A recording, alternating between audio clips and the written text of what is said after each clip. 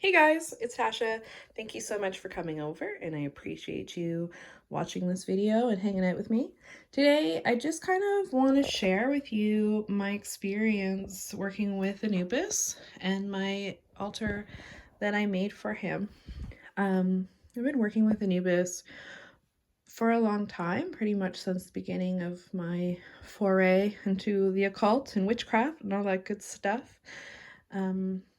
He's always been a part of my path, and I've dedicated these past 2 years specifically to him as I've gone through mortuary school. I'm almost done. I have 2 weeks, and I will be a licensed funeral director and embalmer. So very exciting. Heading into finals. Finals in the pandemic, so it's been a bit of a journey. My father said, like, did you expect to become a funeral director during the pandemic? No, but that's okay.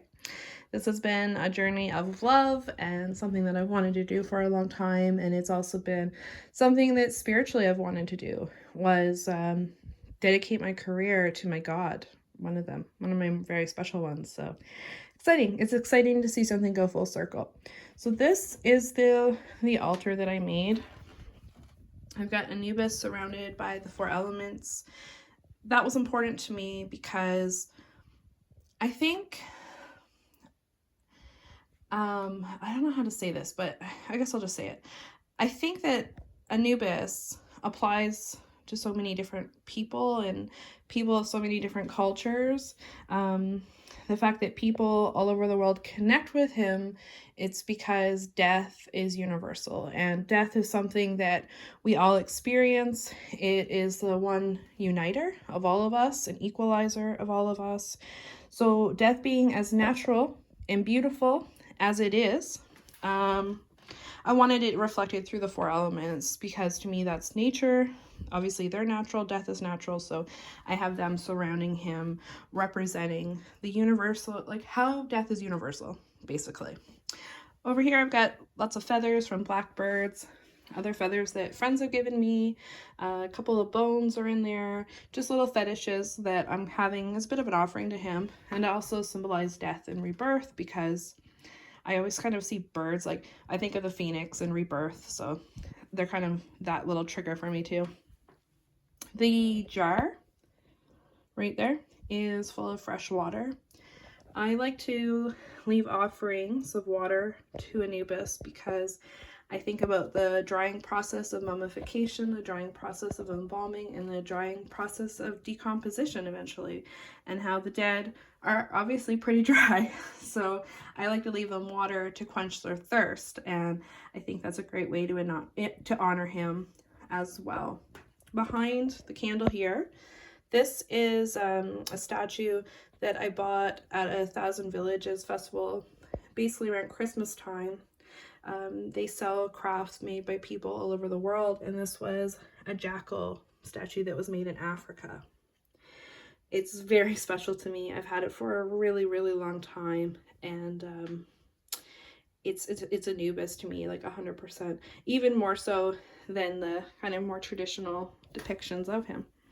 Which brings us over here, I guess. So I have my statue of him, and at his feet you'll find rose quartz, amethyst, jet, rose petals, and a little piece of cannabis. It's a very small piece of cannabis because cannabis isn't cheap, people. But those are all offerings to him. I find, in my experience working with him, the energy that he puts off is very loving, very kind. It's gentle. He is the type of God who's going to guide you and be there with you and walk through life with you, which makes sense as his role as taking the dead to the other side and being with them during judgment. So I feel like he has a very gentle demeanor, which is why I use rose quartz or amethyst, rose petals, cannabis because of healing. I think that, grief and everything, like the death experience, you can come out of it in a healed way, on a healing journey. So I have cannabis there to represent healing. Little skull, incense holder, little cauldron, the cauldron of rebirth, of course. And inside are some more roses and our seeds from the May full moon ritual. Mine and yours are also tucked in there. I also leave an offering of vodka. A lot of my gods get vodka, so that's there for him. And behind there is some loose incense. So there's a 9 temple blend and an Osiris blend, and then the horn god blend. Just because it smells so damn good, I don't want it not on my altar. Osiris is particularly important when talking about Anubis, because Anubis started embalming when Seth killed Osiris and scattered his body parts everywhere.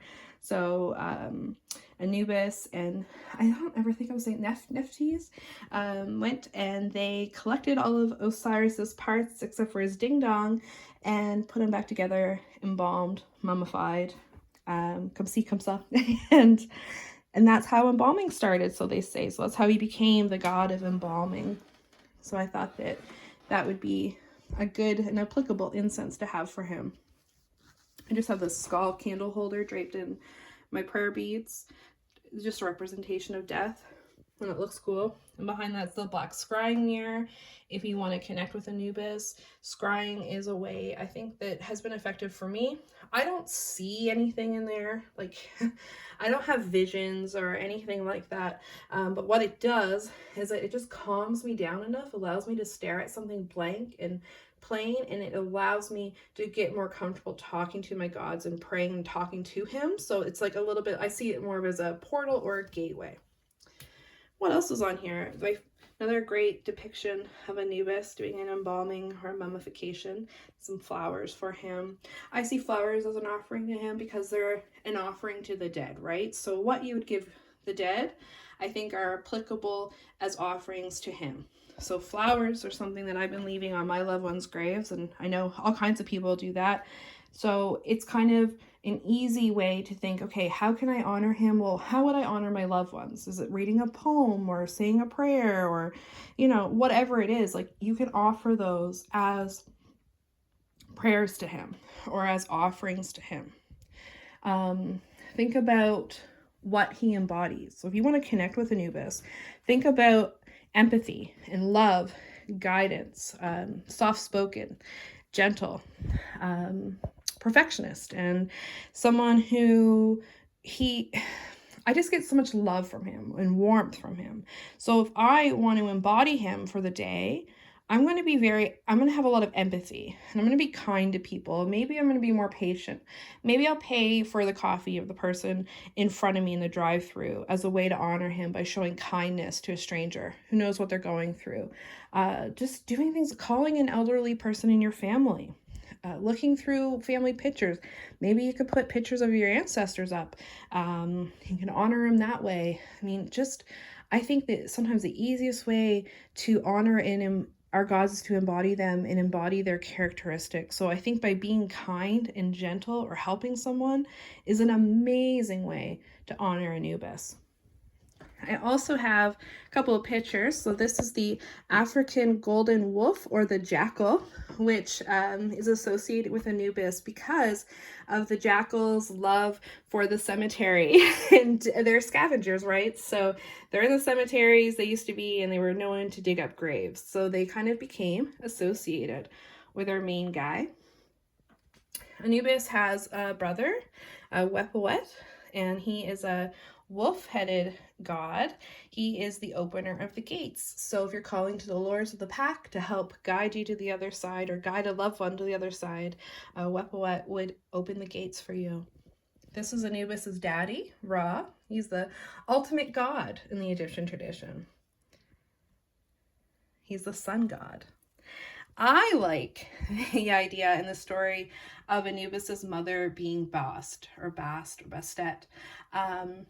Other ones, there's all kinds of different goddesses who are considered his mother, but the one about Bast has always been the one that stuck with me. So I see her as his mom.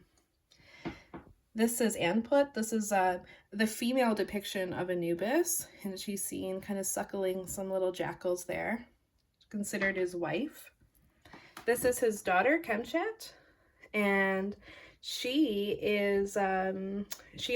joins him when embalming and doing mummification. She offers water. She's the water giver.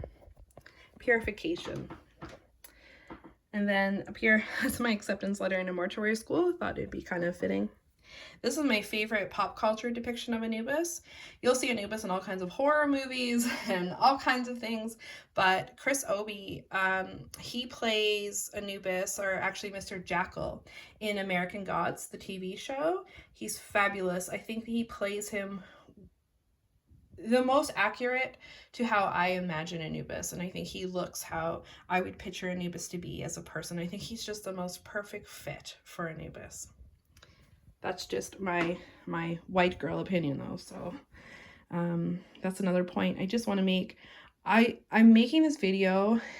I just want you to know that obviously Anubis is not from my culture or my ancestors, and I'm not coming here on this video trying to be an expert on Egyptian religion, Egyptian mythology, and Egyptian gods for that matter. That's not my place and not my right to say so or pretend so. I'm just someone who truly and sincerely adores this god, respects this god, and I hope that anyone watching this who is Egyptian or of Egyptian descent or anything, I just hope that you know that I'm coming from a place of sincerity and love.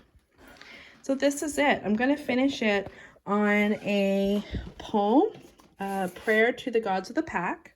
This is a prayer that you can say if you've lost a dog, or you're missing your dog, or you've had a pet die.